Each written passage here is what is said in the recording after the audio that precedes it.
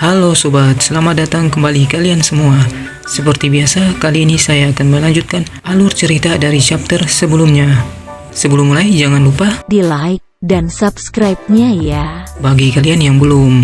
Oke, tanpa banyak basa-basi lagi, mari kita lanjut ke ceritanya.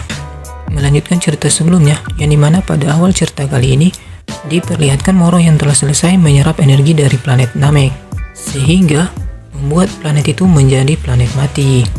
Yang lalu Moro berkata kalau fisiknya nyaris selesai dari pemulihan. Dan lalu mereka pun terlihat pergi meninggalkan planet Namek yang sudah mati itu. Yang kemudian scene pun berganti ke markas patroli galaksi. Dan terlihat Raja Galaksi yang sedang mandi itu keluar menanyakan kebenaran mengenai para tahanan yang kabur. Yang malah disambut dengan keterkejutan oleh para patroli galaksi karena melihat Raja Galaksi yang masih penuh dengan busa sabun. Dan lalu salah seorang mengatakan kepada Raja Galaksi itu untuk memakai sesuatu. Dan ia pun langsung mengambilkan mahkota Raja Galaksi. Dan terlihat sempat-sempatnya Raja Galaksi malah menutupi badannya. Yang sebenarnya memang Raja Galaksi ini tidak memakai baju. Yang lalu mereka pun berjalan keluar untuk membahas para tahanan yang kabur itu. Dan terlihat Goku yang masih sempat-sempatnya berkata, bukannya Raja Galaksi itu masih telanjang? Dan lalu dijawab oleh Jaku, kau buta ya? Yang mulia telah memakai mahkotanya. Dan lalu Jaku berkata lagi, jangan-jangan selama ini kau berpikir kalau aku memakai celana. Goku yang mendengar hal itu hanya bisa keheranan. Dan lalu berkata, perbedaan budaya ya. Dan lalu Jaku yang merasa kalau misi yang mereka jalankan itu gagal, ia pun meminta maaf. Akan tetapi ia malah tidak dihiraukan dan ditinggal begitu saja. Yang kemudian Goku pun bertemu dengan SK. Dan lalu SK pun membawa Goku untuk melihat Buu. Lalu SK berkata, setelah tiba, wajahnya berubah kembali dan tertidur. Yang lalu SK pun menanyakan keberadaan Vegeta. Yang kemudian dijawab oleh Goku kalau dia mungkin baik-baik saja. Dan pasti dia sedang pergi ke suatu tempat untuk berlatih akibat dari kekalahan sebelumnya. Lalu Goku berkata lagi, kalau kita juga tidak bisa berdiam diri saja. Apakah ada yang memiliki rencana? Ujar Goku. Yang kemudian scene pun berganti ke Vegeta. Dan lalu terlihat Vegeta yang masih dalam perjalanan menuju planet Yardat lalu berkata bahwa Moro tidak mengejar mereka karena ia merasakan kalau Moro terbang ke arah yang lain.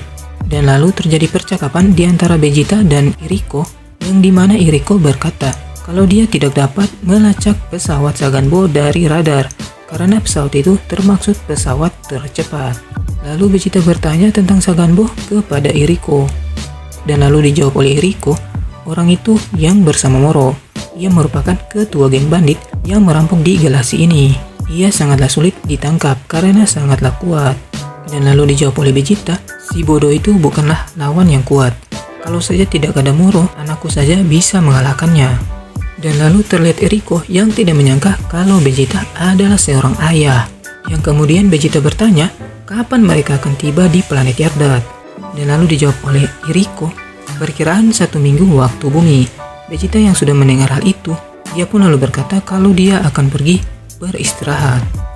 Yang kemudian sebelum Vegeta pergi, Iriko bertanya kepada Vegeta, apa rencanamu ketika kita tiba di planet Yardat? Dan lalu dijawab oleh Vegeta kalau orang-orang planet itu tidak cocok untuk pertarungan fisik. Akan tetapi mereka punya teknik-teknik yang aneh. Mereka suku yang sama dengan suku yang mengajari Kakarot teleportasi. Dan lalu Iriko berkata lagi, jadi kau berharap mereka mengetahui beberapa cara untuk membantumu melawan Moro? Yang lalu dijawab oleh Vegeta, tepat sekali, meskipun itu bukan strategi yang kusukai. Yang lalu ia pun berjalan pergi untuk beristirahat. Dan lalu scene pun memperlihatkan pasukan Moro yang mendatangi suatu planet untuk mengambil harta dari planet itu. Karena terlihat kalau harta-harta itu ada yang menjaga, mereka pun langsung menyerang para penjaga itu. Dan alhasil mereka pun berhasil mengalahkan para penjaga itu. Yang kemudian mereka pun mengambil harta itu dan lalu kembali ke pesawat. Sedangkan Moro yang telah melihat anak buahnya telah kembali, ia pun menyerap energi dari planet itu sehingga membuat planet itu menjadi planet mati lagi. Yang lalu Saganbo pun dihubungi oleh kelompok yang lain, lalu berkata kalau mereka menemukan planet yang terlihat berenergi bagus bagi mereka, karena planet ini dihuni para hewan buas yang berenergi. Dan lalu Saganbo pun berkata kalau mereka akan segera ke sana. Dan lalu wanita itu pun berkata ke yang lain kalau tugas mereka adalah merampok harta karun planet ini sebelum mereka datang. Lalu kembali ke markas patroli galaksi, yang dimana Goku terlihat mengajak Merus untuk berlatih, karena ia juga ingin mengetahui kekuatan yang dimiliki oleh Merus. Yang kemudian mereka pun pergi ke ruangan latihan. Setelah sampai di ruangan latihan, mereka pun bersiap-siap untuk bertarung. Yang kemudian Goku pun langsung menyerang Merus. Dan terlihat setiap serangan yang dilancarkan Goku dapat dihindari dengan mudahnya oleh Merus. Dan bahkan Merus dapat memegang Goku dan lalu melemparnya. Goku yang dilempar itu langsung menggunakan Super Saiyan 3. Walaupun Goku yang sudah berubah ke mode Super Saiyan 3, ia masih belum bisa mengenai Merus. Terlihat Merus dapat menghindari setiap serangan yang dilancarkan Goku. Karena hal itu, Goku pun berubah ke mode Super Saiyan Gold. Akan tetapi, energi yang dikeluarkan terlalu kuat, sehingga membuat ruangan latihan itu malah akan hancur. Karena hal itu, mereka pun menyudahi latihan mereka. Akan tetapi, Goku yang mengetahui kalau Merus masih belum mengeluarkan seluruh kekuatannya, ia pun meminta Merus untuk melatihnya. Karena ia ingin menguasai kemampuan Ultra Instinct. Lalu ia berkata, kemampuan ini dapat membuat tubuh bergerak sesuai insting. Jadi, mungkin bisa berguna untuk melawan Moro, meskipun ia menyerap energiku, ujar Goku. Lalu Merus berkata, kalau dia akan membantu dengan senang hati. Akan tetapi dikarenakan ruangan latihan yang sudah tidak dapat digunakan lagi, mereka pun akan mencari lokasi lain untuk latihan. Dan lalu Shin pun berganti ke Macaroni bersaudara, yang dimana mereka mendatangi planet Jung, yang dimana sebelumnya mereka ditangkap oleh Merus. Yang ternyata mereka kembali mengambil Blue Aurum. Setelah mendapatkan Blue Aurum, mereka pun meninggalkan planet itu. Dan lalu kakak mereka berkata, selanjutnya kita akan kemana?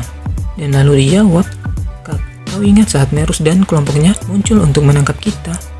Aku ingat, dimana Merus berkata kalau di planet yang bernama Bumi, mereka menyebut Blue Aurum sebagai Sky Gold.